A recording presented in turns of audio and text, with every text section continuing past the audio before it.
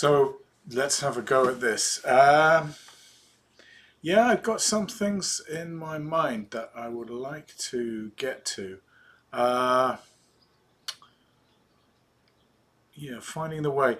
So some people have pointed out that these some of these talks in this Irregular Transmissions series, please like and subscribe, um, are, I mean, they're not really about synthesis, right? They're about they're about what are we doing and why are we doing this?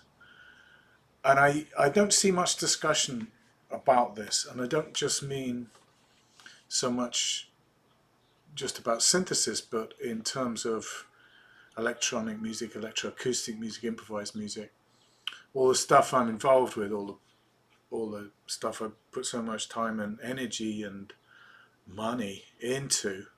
Well, why? Why? And there's some level of discussion, say, which is actually very weak at the moment, which is why does art matter? Like in a country like the UK, which is my native land at home,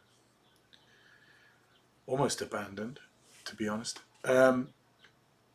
The the question, I mean, the Tony Blair kind of thing was, yeah, art's useful, art makes money, which is true.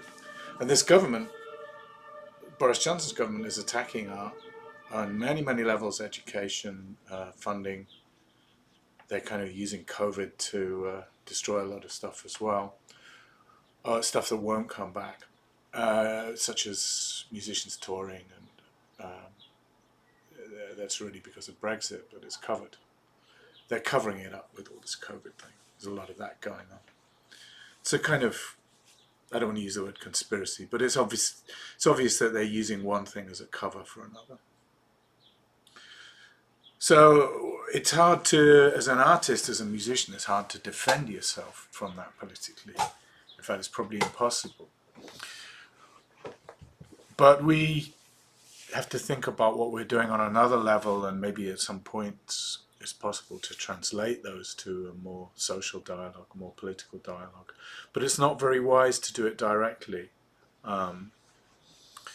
There's times when you have to go into your studio and compose, and even if it feels like the world might be falling apart, um, that doesn't make art, doesn't make composition, that doesn't make music irrelevant. Although, of course, it very often feels that way. And a lot of my students at the school I teach in, I think, sometimes have these problems, like, the world's falling apart, the world's dying, why am I doing this? Well, if you look at where new concepts come from, new ideas come from, they come from major social change. They come from the circumstances of life and economy changing, but they also come from artists, thinkers, and philosophers. So when there is a kind of when there are changes happening, those ideas are actually already there because they've been developed in art and philosophy, in politics as well, of course. But artists are exploring new concepts, new ideas, new worlds that maybe only exist in the form of what they're doing. And they don't exist as structures in the world, but they still exist as forms. Music exists as this time-based, very abstract form that is also extremely concrete. And this is a whole realm uh, of ideas and discussions and debates. So when someone like Kodwo Ishin, in his book, was it Brighter Than the Sun, he's saying electronic music producers already are philosophers. This is thought. Like, music is thought.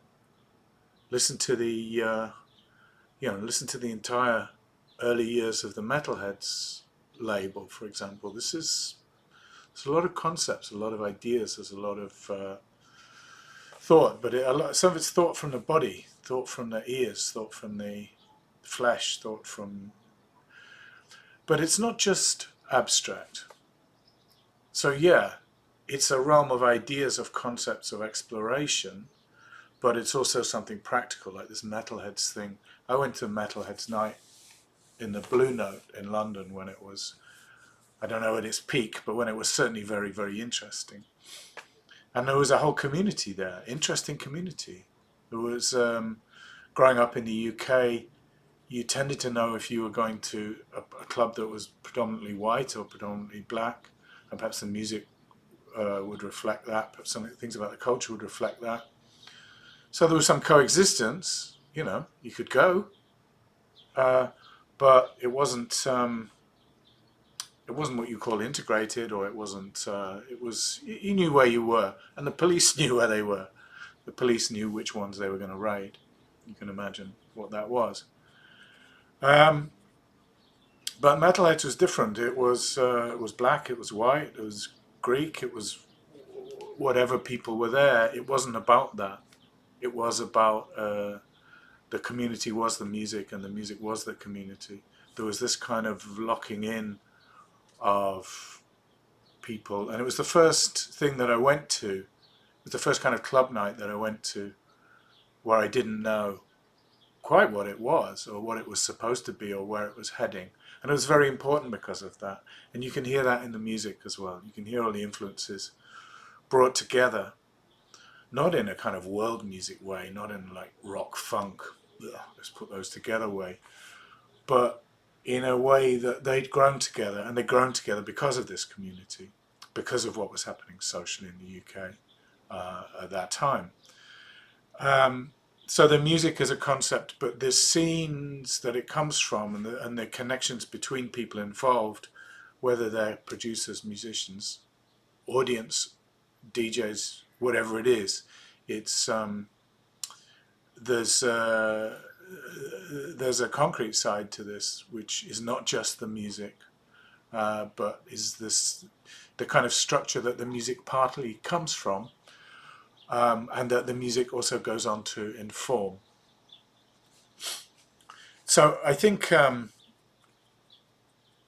this idea of music as an expansive concept is really, really very important.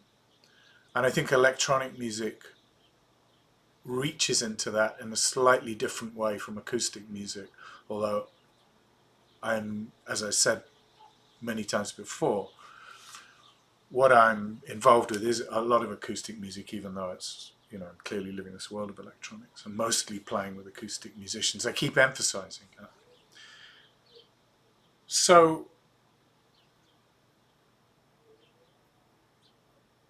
what's informing what I'm doing is also musics and experiences from the past. And I'd like to explain what I mean by that. I think it's relevant to the points I just made. That, like, I heard, there's some things that had a real impact on me that won't go away. One of them is hearing Cabaret Voltaire, and I can't remember exactly, pretty sure I saw them first in Nottingham Rock City in 1982. And it was completely overwhelming. It was a completely overpowering thing for me. There was videos, there was very intense music. You could hear radio signals. There's this kind of distorted drum machine. These slightly unusual characters on stage.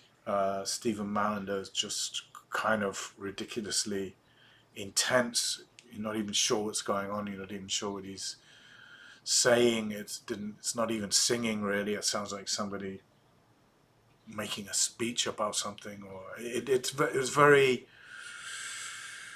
very bewildering and very amazing. I was totally blown away by it. I thought, okay, I've heard all music. All the music I've heard up to now leads to this, and this is something different. And this moment is one where I knew for sure this is what I wanted to do.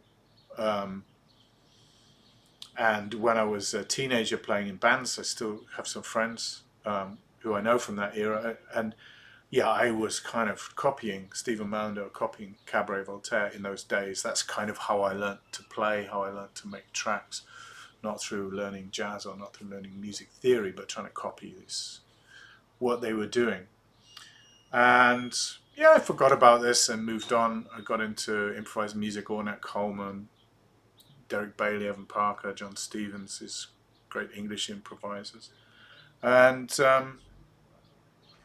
a lot of other stuff, leading African music, Indian music, and so on. But yeah, in midlife, excuse me, I stopped playing the saxophone and returned to electronics, which I've been doing as a teenager. And I went to do a master's degree at Manchester University with Ricardo Clement and David Barrison. And this was, let's say I sort of lost my way a bit musically, or I wanted to get somewhere and I didn't know how to get there. And so I went and did an MA, kind of midlife MA. And it was great. It was one of the best things I've ever done. It was a chance for me to explore my aesthetics, my ideas. It was a chance for me to find out what I was doing that was original, what I was doing that was the same as everyone else was doing, or what I was doing was different and had some uniqueness to it. And also the other students, all of whom are half my age. You could tell, okay, wow, these people are really developed in programming, or these people are really thinking about spatial diffusion or understanding layering or working with very advanced sampling techniques. And then yeah, I was able to think, okay, so I'm here, I'm doing this, and this is my thing, and I'm really advanced. I'm ahead of other people in this, or I'm behind them in this. And there's a competitive element to it, but that's not really the important thing. I mean, you want to be as good as the people around you, or better, or whatever. But that's the important thing, is that this gives you a kind of measurement of where you are, aside from your own ego telling you you're great, or telling you you're shit, or telling you you're great and that you're shit at the same time. So yeah, this this engaged me with things like spectral morphology, engaged me with the music of Parmigiani, Francois Bail. It put me in touch with some old stuff, really, that had been there for some time already, but I'd maybe been aware of, but I hadn't really known what it was, or rather I hadn't really known what its relevance to me was. So doing this MA I found out, and I subsequently did a PhD to follow that up. But it's probably the MA that was really the turning point for me. And at the end of the MA, you submit a couple of pieces, which I spent months working on in the studio every day, putting them together, taking them apart, figuring out which part works, which part doesn't work, or perhaps the order of things could be different, or so kind of removing every element and seeing what's there, and then putting it back and seeing what's there, and really trying to boil these pieces of music down into the best, the most coherent they could possibly be with the material I decided to use. And as part of this, I sort of thought, well, what am I doing? What is this? And one thought I had about that, I mean, I wasn't questioning the process of being in the studio every day, organizing sounds. I love that. I would still do that all day if it was economically viable to do it, probably. Although I would need to perform as well to keep some sanity. But part of that, there was also, apart from just doing the work, there's also a reflection process, which is part of how this series is organized the way it is. There's somewhere I'm playing, there's somewhere I'm thinking, not necessarily doing those at the same time so much. I think they are separate modes, separate processes. But I think they're both necessary. So I think reflecting on what you're doing, trying to figure out what it is really important.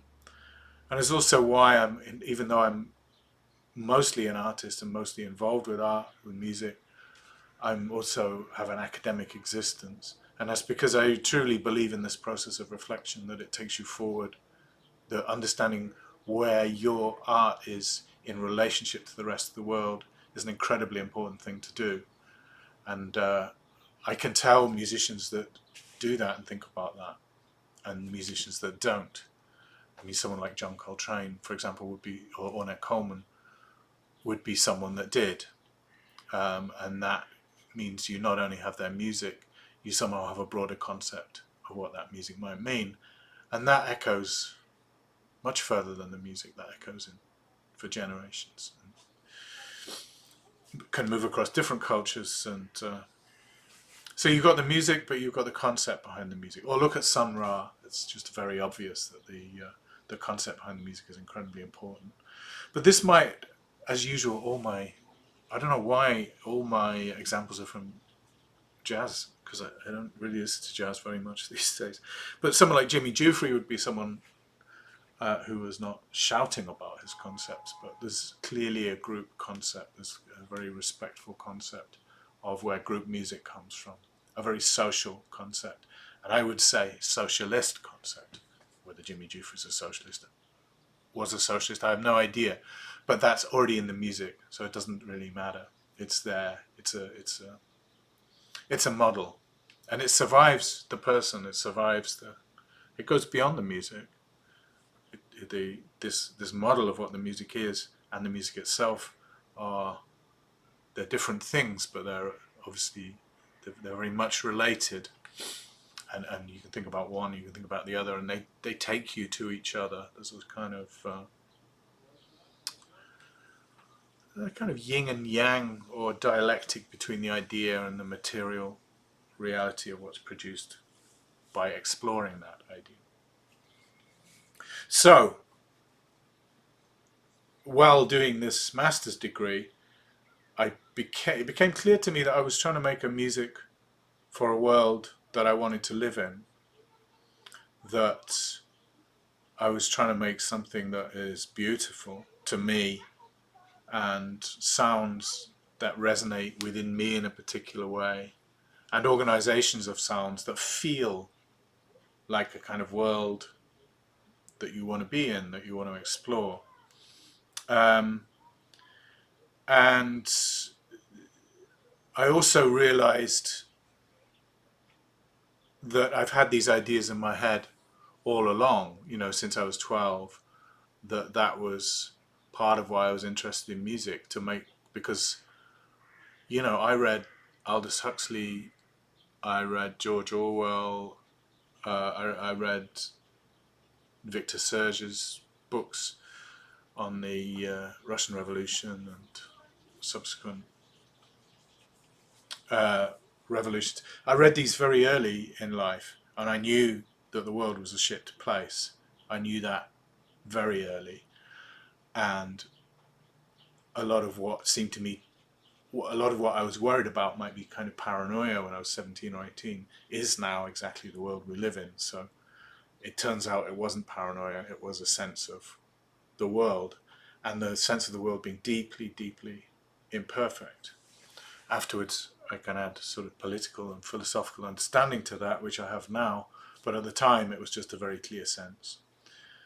And this music was not...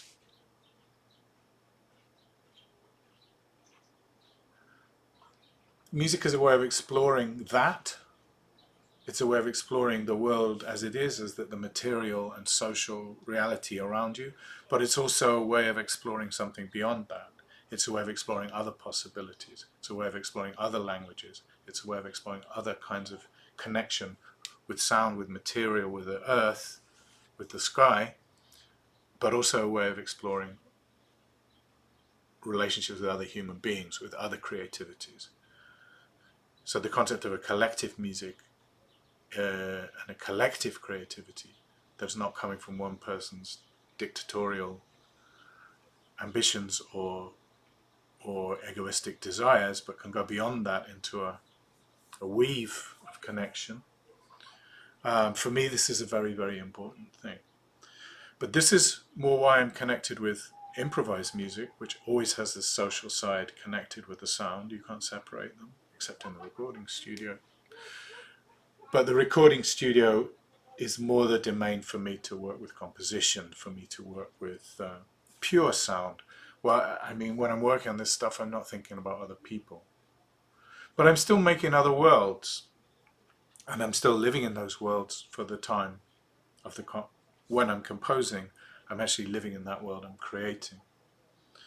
So when I did my PhD, I did a piece called Music Floats Upwards, which was about halfway through the process of doing a PhD.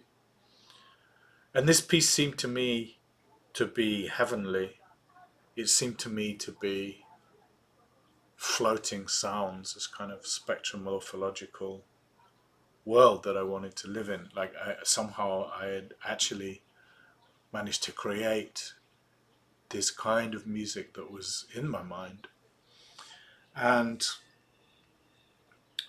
it's been played in a couple of festivals, in Beast in Birmingham, and in the Tama Festival in Tokyo, and it's going to be played in Switzerland in a couple of weeks.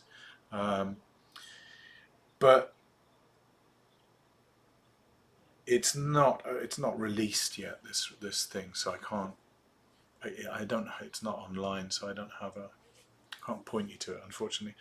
But when I was working on this, I made what for me was a perfect kind of music. And there's kind of some rhythm, there's some dirt in it. But as well, like it's not just floating in the sky, in clouds, in dreams, in fantasies of a world that I want to live in. It keeps coming back. It keeps coming back to a sort of groove or something dirtier. But when I was listening to it, or when I finished this piece, I had a kind of crisis of, this is just escapism, this is not really the music I want to make. This is not... And Cabaret Voltaire started coming back to me more and more, this kind of dirty, industrial, kind of disturbed, kind of scratchy music that's beautiful but uncomfortable and not quite right, It's not balanced. There's something unhinged about Cabaret Voltaire that I still really, really like. And it's more than liking, it's that it's in me. This music is in my flesh, in my awareness, in my consciousness. Partly because of the time that I heard it. And while I was working this beautiful piece, the sort of more horror, I don't mean Hollywood horror, I mean a sense of horror and disgust, a physical sense of that, which is in some of Cabaret Voltaire's music. There's a kind of terror about totalitarianism, about being listened to, about being watched. There's kind of echoes of Nazism and Soviet totalitarianism, and this kind of stuff's in their music, not necessarily directly, but a sense. I think it's connected with William Burroughs as well, this kind of sense of control of a surveillance society, of a society that's saying you're free and watching you and making sure that you're not free or that you don't act freely. And this is in some of the words in Cabaret Voltaire, but mostly it's in the sound and the visual imagery. And this sense of wanting to do something came back to me. I thought, okay, is this it? I made one piece. After all these years, I found a way of making a piece that for me is expressing this sonic desire, this other world, a world of changing shapes, of changing relationships, that has a kind of freedom. But it doesn't feel right. It doesn't feel honest. It doesn't feel true to sitting in this club in Nottingham or standing in this club in Nottingham and hearing this sound and being physically shocked by it in a way, having my consciousness changed forever by a concert. Somehow that has to be there as well. So, cutting a long story short, I decided that this piece was I sort of rejected it. And I moved on to some more distorting things, some more things that are less easily resolved, which I kind of went on to finish the PhD. But this piece within the PhD was a sort of pivot, a moment where I thought, no, I need the noise, I need the other stuff as well. I can't just become this composer of beautiful electronic music that actually I don't really believe in. And since then I've come back to that piece, and I do like it now, which is why I submitted it to festivals, and other people like it as well. But I don't think that that should have been the recipe for me to carry on. That I don't think I should make another 20 pieces like that, and that's the rest of my composition life's work. Okay, I found a solution, I'm going to stay with that, because there's something about that solution that's begging for something else, that's begging for a response, a different response. So the last point that I want to, so I'm trying to describe how I'm working with music creates for me other worlds, other possibilities, musical possibilities, but that always also go beyond music. And that this is a very practical, pragmatic thing of how you're working with composition and the decisions you make. And it's not necessarily something you're thinking about while you're composing. In fact, it really shouldn't be. But it might be something you reflect back on afterwards in a different frame of mind, in a different kind of space of time. So for me, this process of reflection also opens up something else, which is, okay, I mentioned reading George Orwell, and this has stayed with me, you know, and seeing Cabaret Voltaire in 1982 stayed with me. Also, going to London in the 80s, a little bit after that, and meeting musicians like John Stevens, Evan Parker, Derek Bailey, Maggie Nichols, Paul Rutherford, Roger Turner, Phil Minton, Alan Tomlinson, Alan Wilkinson, blah, blah, blah, Alex Wood. I mean, it goes on. Okay, this list goes on. There's a lot. But some of these concerts were sort of moving out of music that takes place in any kind of recognizable genre into really what people think of as abstract or really avant-garde music. It's kind of post-jazz, post-classical, post-everything.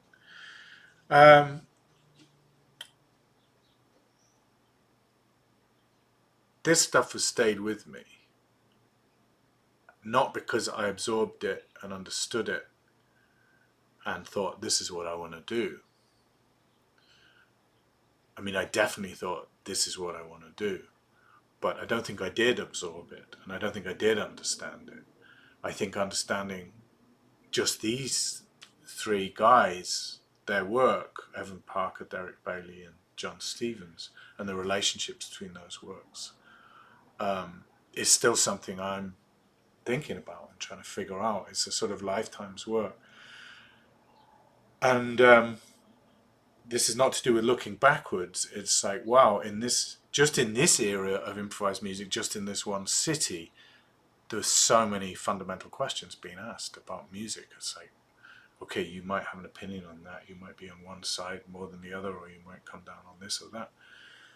But it's also like, wow, this is just figuring this out is a lifetime's work. So I'm still, I think in my composition and in my performance, I'm still processing a lot of musical information that I took in when I was still in my 20s. Of course, I didn't know at the time this is a lifetime's work. So I don't follow a lot of what happens musically. I mean, it's partly an age thing, but a lot of people my age, well, a lot just listen to what they used to listen to. But that's not what I'm saying. That's not what I'm interested in. I'm still really interested in hearing new stuff and hearing what people are doing. But I'm not following it. You know, I'm not following the new records. I'm not following the labels. So I tend to hear what somebody says. Oh man, you've got to hear this. This is. I tend to be more like that with music. And part of the reason for that is that I am still dealing with this sort of accumulated musical experience. And I can hear sometimes how this comes out in my music. I might think, oh, that's funny. That's almost like something happening with Evan Parker's solo music. Like, how can that have come out of a synthesizer? That's quite unexpected. Or dealing with John Stevens' concepts of how things could fit together, and the music from the spontaneous music ensemble. And these, again, these are not just musical ideas. These are also kind of utopian social ideas about what's possible, what kinds of dialogue can you make, what kinds of language can you make, what kinds of connection can you make, what kinds of structure can you build from the disparate linguistic elements. So there could be music where, we're all speaking the same language, and we know what that language is. A lot of contemporary jazz is like that. It's now a historical language. But improvised music in the late 60s and early 70s, in the UK especially, a lot of it was attempting to throw away all of that. So, okay, we've got this history. What if we throw it away and we pick up what pieces we absolutely need or absolutely want to explore, and we rebuild music from those fragments? And if I look together at these three musicians I mentioned, Derek Bailey, John Stevens, Evan Parker, especially what they were doing at that time, I think there's this aspect of putting fragments together to build a new music, to build a new, I don't know. I think for John Stevens is definitely interested in building a new culture. I don't know, a new way of people being together. This is explicitly part of what he was interested in. I think for Derek Bailey it's something very different. I think it's to be dealing with a situation where music is always malleable, where it's never fixed, to where these relations are open and unfolding all the time. I think that's what he was trying to achieve. And Evan has his own version of that, and some common elements and some differences. But these ideas are still there. So I think that's really what I wanted to say, and I'll try and summarize it a little bit, because I realize that these are always free form, but I think this has been particularly free form.